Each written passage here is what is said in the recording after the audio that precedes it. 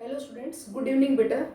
बेटा अपने टॉपिक है गैस लास्ट कंप्लीट हो गए थे। Now different type of molecular speeds.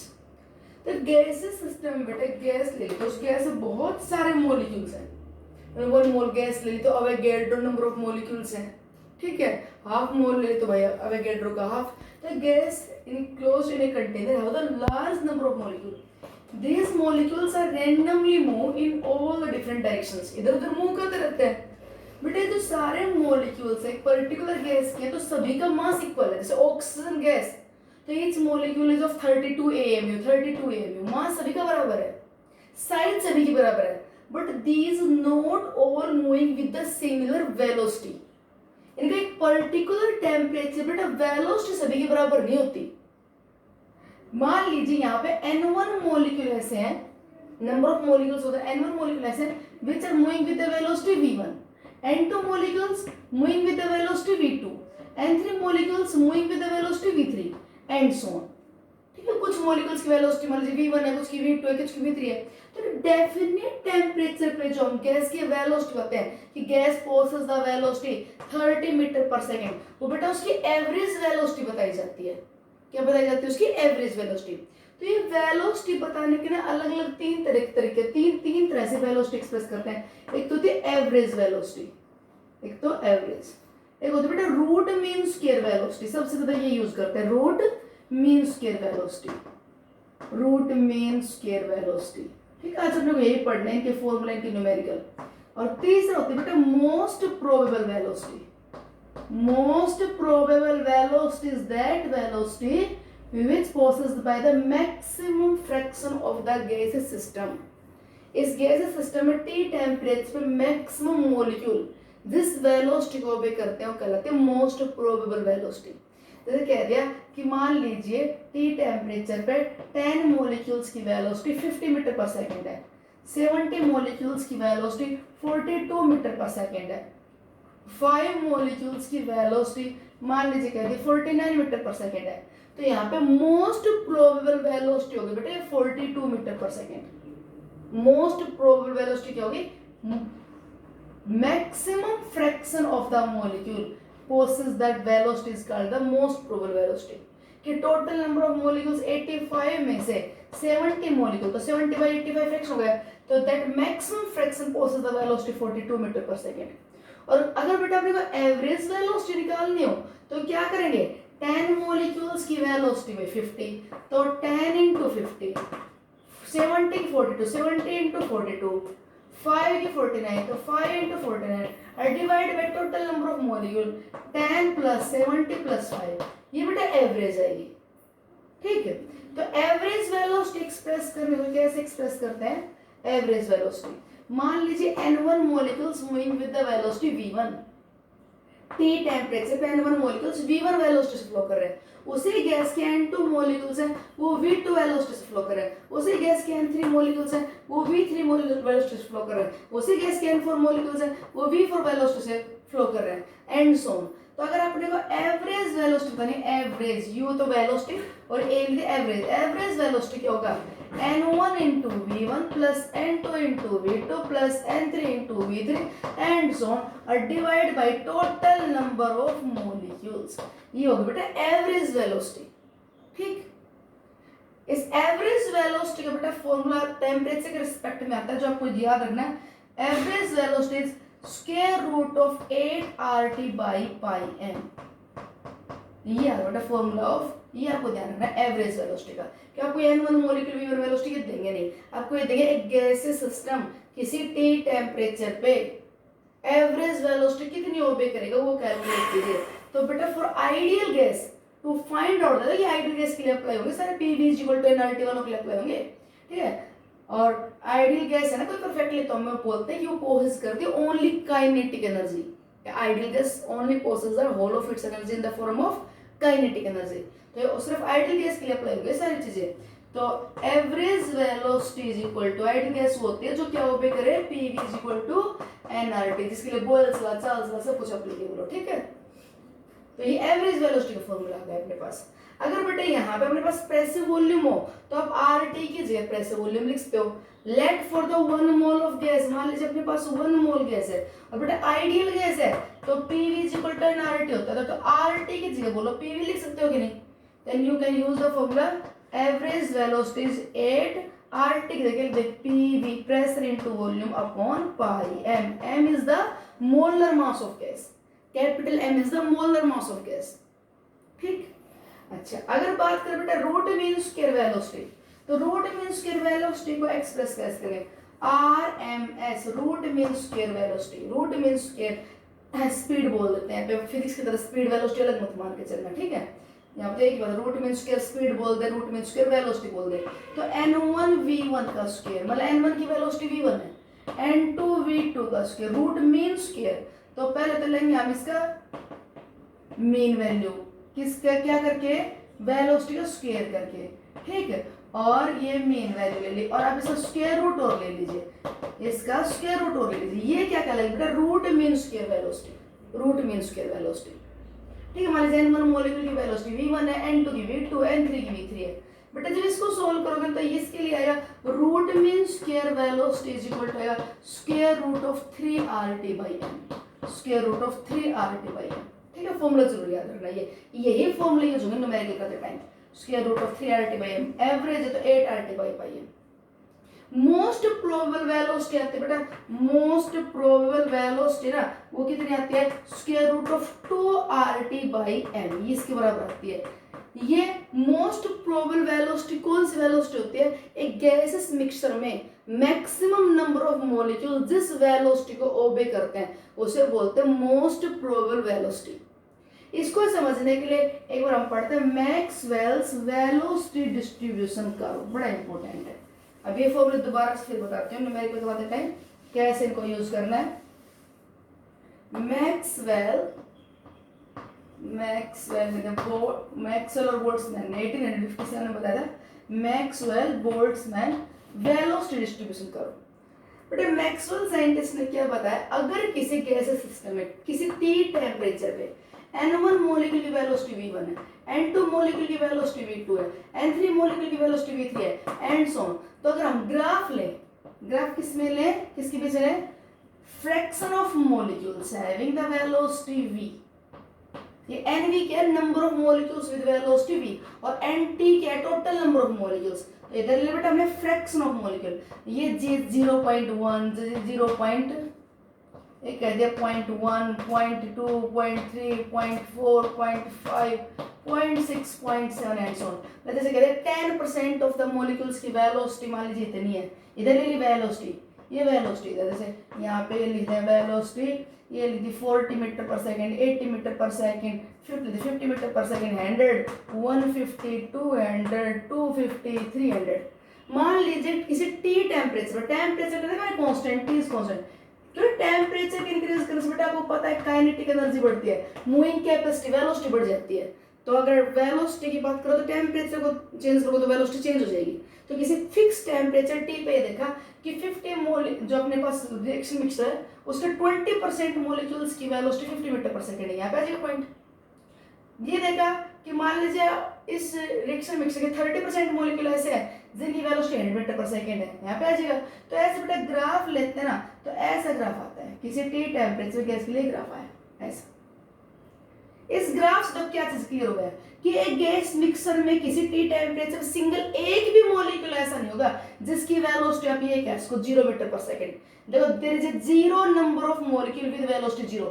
मतलब गैसेस मॉलिक्यूल स्टेशनरी नहीं होते, गैस मॉलिक्यूल्स रैंडमली मूव करते रहते हैं. जीरो वेलोसिटी वाला कोई मॉलिक्यूल नहीं है.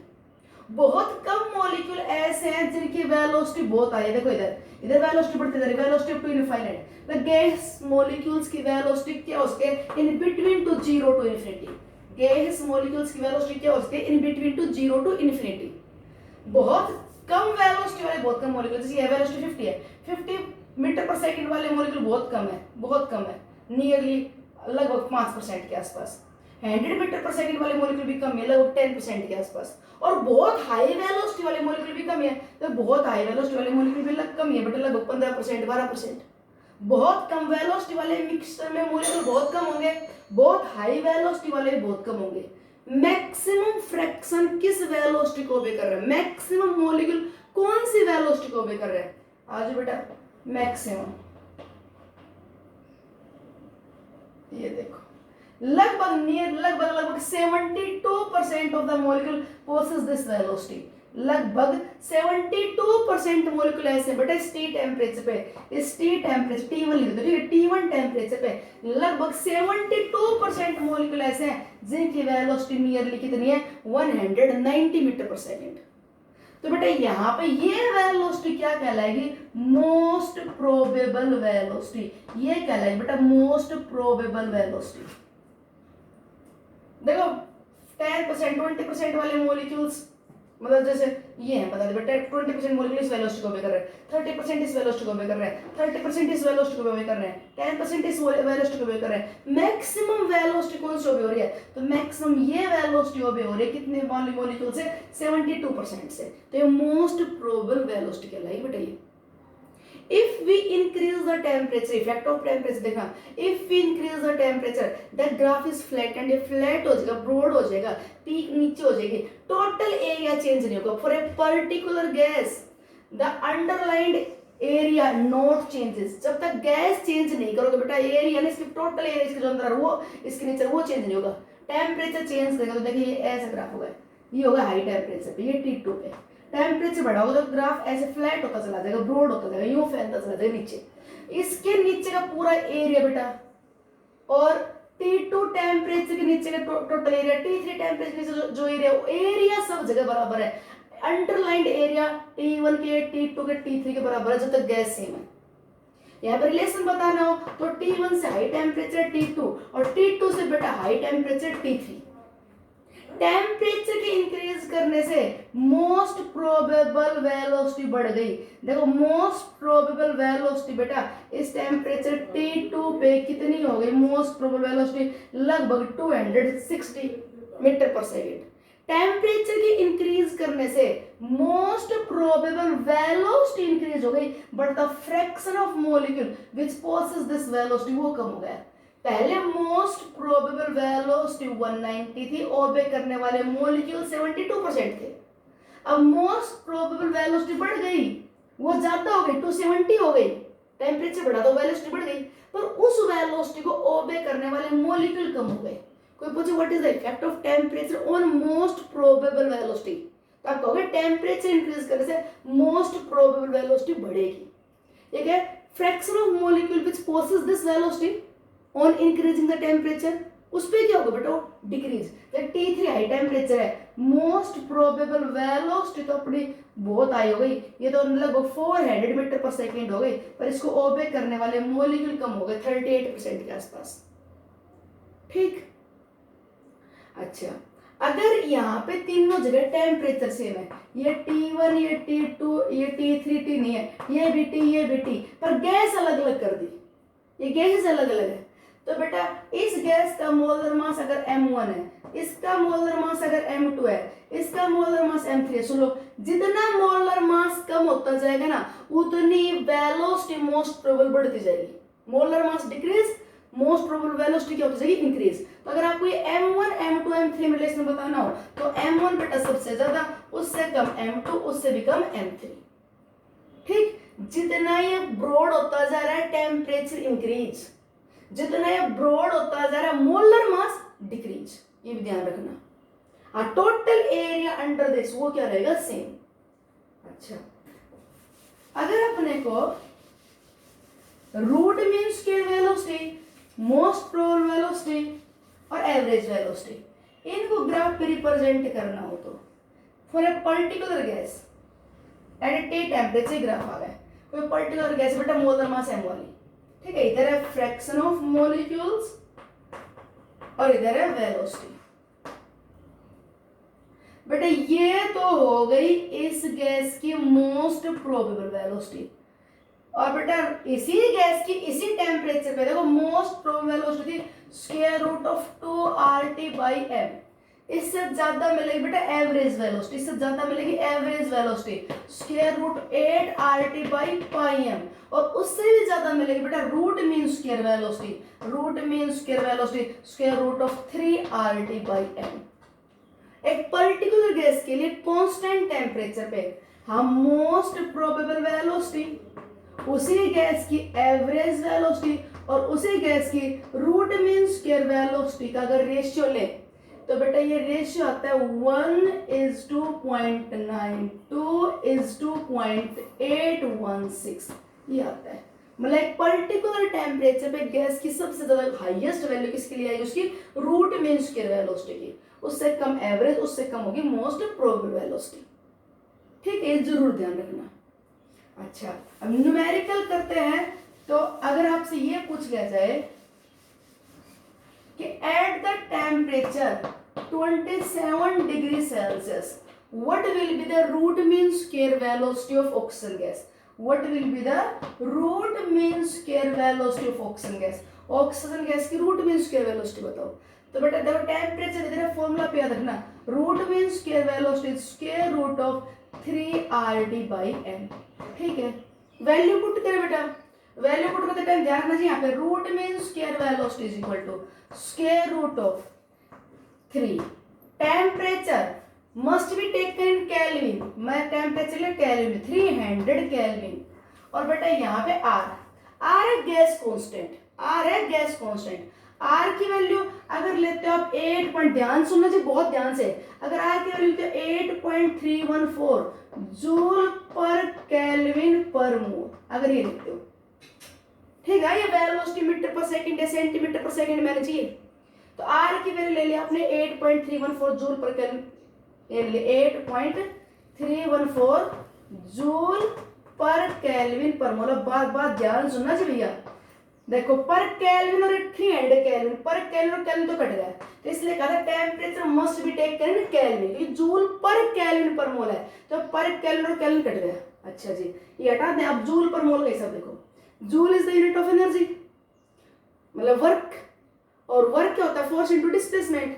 तो आपको पता होगा this joule is equal to newton metre, joule को बताओ आप न्यूटन मीटर लिख सकते हो कि नहीं, 1 joule is equal to newton metre, force into displacement, और न्यूटन मास इनटू एक्सेलरेशन।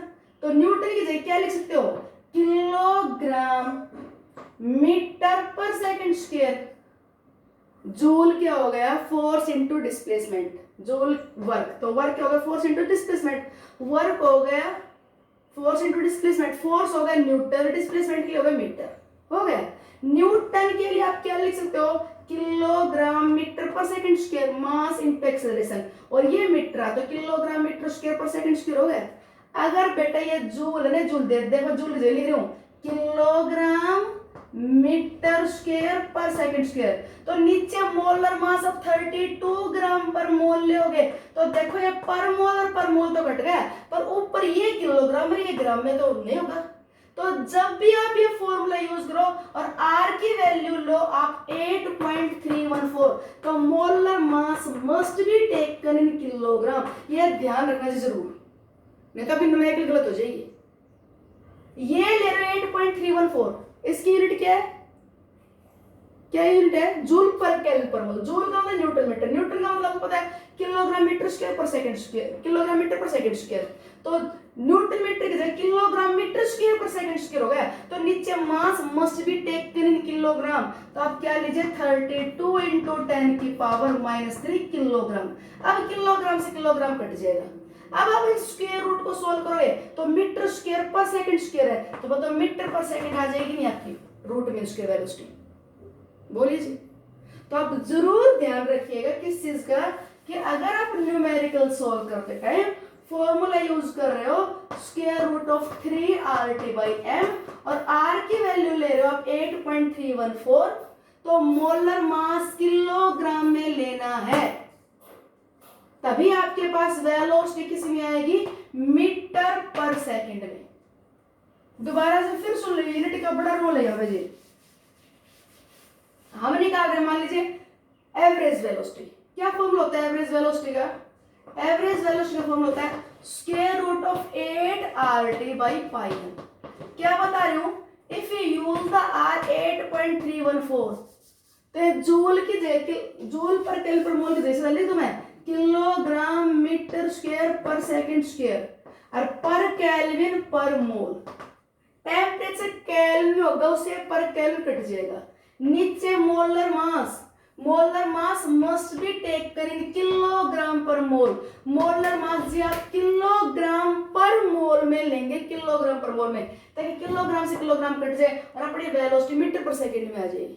अब जैसे स्क्वायर रूट हटाओगे मीटर पर सेकंड में आ जाएगी। ठीक है। दूसरा, अगर आप लेते हो 8.314 1 joule is equal to 10 to the power 7 ergs, तो 8.314 10 टू द पावर 7, और अब जूल की जगह क्या लिखते हैं हम, अर्ग पर केल्विन पर मोल। ठीक है, तो बेटा ये अर्ग है ना, तो अर्ग इज इक्वल टू क्या हो गया, ग्राम सेंटीमीटर स्क्वायर और पर सेकंड स्क्वायर।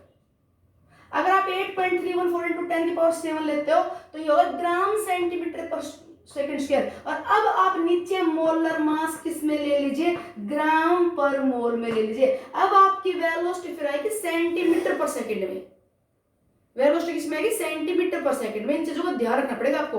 अगर 8.314 ले रहे हो तो जूल, जूल फिर kilogram meter square per second square. अगर ले रहे हो अर्ग में तो अर्ग वाला होगा बेटा gram centimetre square per second square. तो नीचे मास भी ग्राम पर मोल में लेना, फिर वेलोसिटी का आंसर मिलेगा आपको सेंटीमीटर पर सेकंड में। ठीक है। अच्छा और सुनो बात, you know that ideal gas equation है तो RT is equal to PV। अगर 1 मोल गैस है तो PV is equal to 10 RT होता है। For 1 mole of gas RT की जगह आप क्या लिखते हो, PV, तो square root of 8 PV by pi m। अब बेटा P प्रेशर, सुन लो बात भैया, प्रेशर लेना बेटा किस में, आप न्यूटन पर मीटर स्क्वायर होता है। 1 newton per metre square is equal to 1 pascal. ठीक है, और 1 atmospheric pressure is equal to लगभग लेके चलो तो 10 की पावर 5 पास्कल। और फिर आपको रिलेशन सारे पीछे का पता ही है, कैसे कि सेंटीमीटर ऑफ Hg में दे तो कैसे करोगे, 76 centimetre of Hg is equal to 1 atmosphere, क्योंकि आपको ये लेना न्यूटन पर मीटर स्क्वायर में हो इसलिए, और वॉल्यूम लेने मीटर क्यूब में, प्रेशर लेना Newton per metre square, Newton per metre square pascal होता है, पास्कल के एटमॉस्फेयर के साथ ये रिलेशन है। ठीक है, सेंटीमीटर ऑफ Hg के साथ ये 1 एटमॉस्फेयर का ये रिलेशन है। तो आप सेंटीमीटर ऑफ Hg को एटमॉस्फेयर में कन्वर्ट करो, एटमॉस्फेयर से पास्कल में, न्यूमेरिकल करूंगी तभी बता दूंगी करके आपको। ठीक है, और ये बेटा वॉल्यूम लेना मीटर क्यूब में, वॉल्यूम लेना मीटर क्यूब में, 1 ml is equal to 1 centimetre cube होता है। 1 millilitre 1 centimetre cube, 1 litre is equal to 1 decimetre cube होता है। अगर आपको वॉल्यूम ml में लीटर में दे रखी हो तो सेंटीमीटर क्यूब डेसीमीटर क्यूब में कन्वर्ट करके, और वॉल्यूम को आप मीटर क्यूब में कन्वर्ट कर लेना, ताकि फिर देखें प्रेशर इनटू वॉल्यूम क्या आ जाएगा, न्यूटन मीटर। ठीक, और न्यूटन मीटर का मतलब वही होगा kilogram meter square per second square. Molar mass ले लेंगे किलोग्राम में और अपने पास वेलोसिटी आ जाएगी मीटर पर सेकंड में।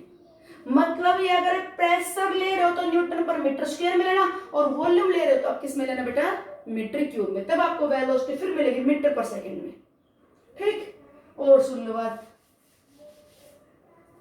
ये square root of 8 PV upon pi m। ठीक है, और बेटा मास अपॉन वॉल्यूम डेंसिटी होती है, मास अपॉन वॉल्यूम डेंसिटी होती है। तो अगर आपको मोलर डेंसिटी दे रखी है तो आप ये लिखते हो 8p upon pi upon density. आपकी ये एवरेज वेलोसिटी यहाँ पे, मतलब आप ये एवरेज नहीं, फिर हो रूट मींस क्या हो मोस्ट प्रोबेबल, जहाँ पे आपका RT था ना, RT, उस RT की जगह PV लिख सकते हो। ठीक है, और बेटा PV लिख दिया तो V अपॉन, मतलब ये उल्टा पड़ो इधर, मास अपॉन वॉल्यूम क्या आ जाएगा, नीचे करते 1/V। तो मास अपॉन वॉल्यूम क्या हो गया, मास अपॉन वॉल्यूम क्या हो गया, डेंसिटी। तो मास अपॉन वॉल्यूम डेंसिटी होगा तो आपको फॉर्मूला ये भी आ जाएगा, मतलब आपको डेंसिटी दे रखी तो डेंसिटी यहाँ पे ये होगा P प्रेशर और रो हो गई डेंसिटी। न्यूमेरिकल्स का कहते हैं सारी चीजें ध्यान रखिए। ठीक, और सुनिए बात, बेटा काइनेटिक थ्योरी ऑफ गैसेस कहती है कि गैसेस मॉलिक्यूल्स रैंडमली मूव करते रहते हैं, उनकी वेलोसिटी अलग अलग हो सकती है, बट एक पर्टिकुलर टेम्परेचर पे उनकी एवरेज काइनेटिक एनर्जी, जब तक टेम्परेचर कांस्टेंट है, टेम्परेचर केल्विन, जब तक कि टेम्परेचर केल्विन कांस्टेंट है, उनकी एवरेज काइनेटिक एनर्जी कांस्टेंट रहेगी। एवरेज एवरेज का है, बट एवरेज वेलोसिटी कांस्टेंट रहेगी। तो एवरेज वेलोसिटी किस पे डिपेंड करेगी, एवरेज वेलोसिटी क्या है, square root of 8 RT pi m। अब बताओ यहाँ पे m तो मोलर मास है fix, pi constant, 8 constant, r constant. तो जब तक टेम्परेचर कांस्टेंट है, एवरेज वेलोसिटी कांस्टेंट है, तो एवरेज काइनेटिक एनर्जी भी कांस्टेंट है। ठीक है। तो काइनेटिक थ्योरी ऑफ गैस के अकॉर्डिंग बेटा ये होता है PV is equal to 1/3 mn के पीछे बहुत चला पड़ा है तब भी बताया था।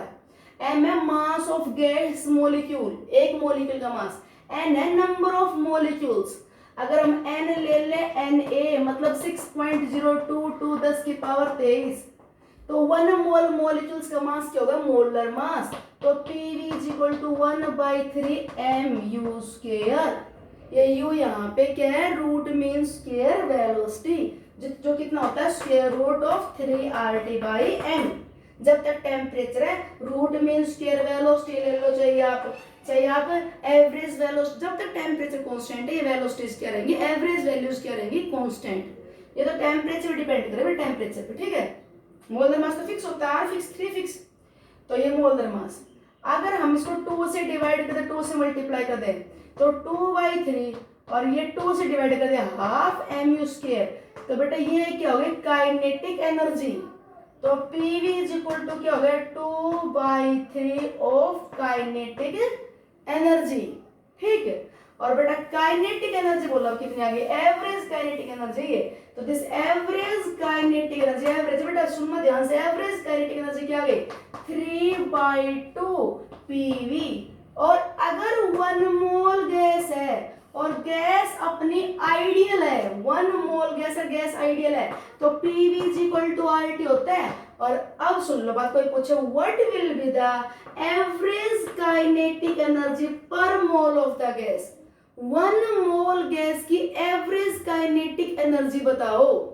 तो क्या आ गई बेटा, average kinetic energy 1 mole gas, क्या मोलर, 1 मोल की, ध्यान सुनो जी, 1 मोल की बोल रहे, PV is equal to RT।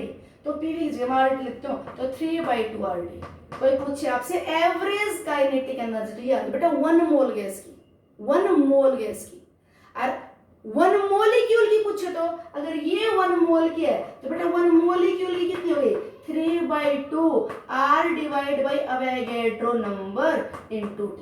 ये है पर मोलिक्यूल, बहुत ध्यान सुनना जी, ये है बेटा पर मोलिक्यूल, एक मोलिक्यूल की, और ये 1 मोल की।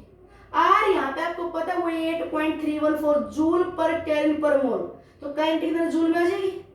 और ये है बेटा पर मोलिक्यूल R/Na। जब आप R को अवोगाड्रो नंबर से डिवाइड करोगे ना, तो बेटा उस कांस्टेंट को आप बोल सकते हो बोल्ट्जमैन कांस्टेंट। क्या बोल सकते हो, बोल्ट्जमैन कांस्टेंट। तो कोई पूछे what will be the average kinetic energy पर मोलिक्यूल ऑफ ए गैस, तो पर मोलिक्यूल ऑफ ए गैस क्या लिखते हैं बेटा, पर मोलिक्यूल कहते हैं 3/2 kT। ये क्या है, बोल्ट्जमैन कांस्टेंट, किसके बराबर है, R/अवोगाड्रो नंबर, ठीक। ये कहते हैं आप 1 मोल ऑक्सीजन गैस की काइनेटिक एनर्जी बताओ, 1 मोल ऑफ ऑक्सीजन गैस की काइनेटिक एनर्जी बताओ एट 20 डिग्री सेल्सियस। तो 1 मोल की बता रही ना kinetic energy, average kinetic energy बताई जाएगी बेटा। तो 3/2 R की वैल्यू लिखो 8.314 और T 20 डिग्री सेल्सियस मतलब 293 केल्विन, और यूनिट क्या आ जाएगी बेटा जी, जूल। ये जूल पर केल्विन पर मोल, ये केल्विन में, तो ये अपनी काइनेटिक एनर्जी आ गई जूल पर मोल में, 1 मोल गैस के लिए, ठीक। अच्छा जी, ये कहते बताओ रे, किसी कांस्टेंट T टेम्परेचर पे carbon monoxide gas, CO2 gas, और बता दिया नाइट्रोजन, ये दे दिया हाइड्रोजन गैस। कौन सी गैस के लिए root mean square velocity highest होगी, किसी T टेम्परेचर पे, कौन से, तो बेटा root mean square velocity square root of 3RT/m। Temperature सबके लिए सेम है, R कांस्टेंट, 3 कांस्टेंट, टेम्परेचर सबका बराबर, तो बेटा मोलर मास जिसका सबसे ज्यादा उसकी वेलोसिटी सबसे कम। तो बेटा ये मोलर मास 44 है, ये 28 है, ये 2 है, तो किसकी रूट मीन स्क्वायर वेलोसिटी सबसे ज्यादा आएगी, तो किसकी आएगी बेटा, हाइड्रोजन गैस की, ठीक है। तो ये तीनों वेलोसिटी के रूट मीन स्क्वायर कहे तो square root of 3RT/m, root mean square कहे तो, एवरेज कहे तो स्क्वायर रूट ऑफ 8RT/m, और मोस्ट प्रोबेबल कहे तो स्क्वायर रूट ऑफ 2RT/m, ठीक। काइनेटिक एनर्जी कहे तो एवरेज काइनेटिक एनर्जी पर मोल कहे तो 3/2 RT, और पर मोलिक्यूल कहे तो अपोन में अवोगाड्रो नंबर। ओके बेटा। न्यूमेरिकल नेक्स्ट वीडियो में। थैंक्स।